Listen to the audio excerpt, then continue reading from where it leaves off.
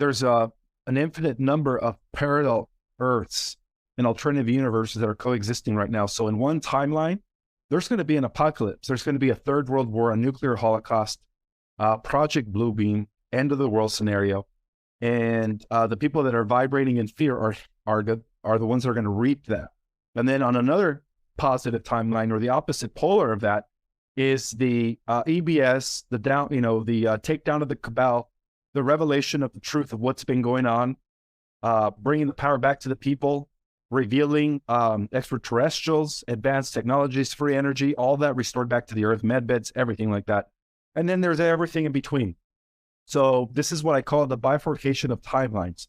So depending on people's vibrations, they're either going to end up in one or the other. And there's no turning back.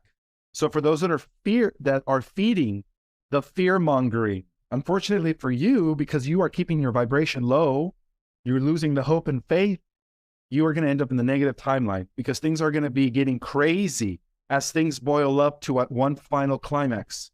And so on, like I said, on one positive timeline, what we see is a final purging. We see a solar flash that is going to purge all wickedness, all evil, all negativity, AI, everything, and only leave the just. And that's what we call the new heaven on earth as we enter the new age, or the age of Aquarius. And then again, the negative timeline is going to be apocalyptic. But the rate of your vibration will determine in which one you end up with. I'm sorry. So yeah, this is like, we still have I think a month left before the bifurcation of time. I've always believed that the bifurcation of time was going to take place sometime before the summer, sometime in spring. The best way to help those people that are kind of in limbo, in between, fluctuating, like you said, my friend, is to remind them that their rate of vibration, their state of their emotional state of being, and where they choose to focus their attention will ultimately determine in which earth they end up in.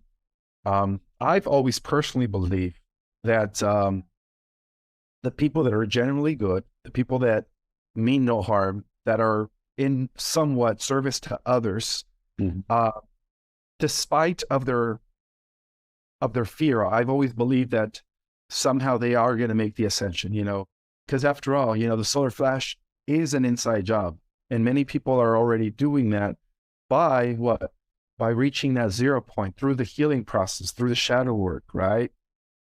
0 point, no more polarity.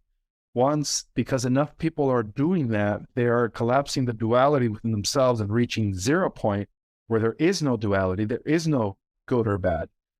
They're making it manifest for everyone else, and then that's what's going to trigger the external flash. So we have to do the inner work in order for us to trigger the outer. Yeah.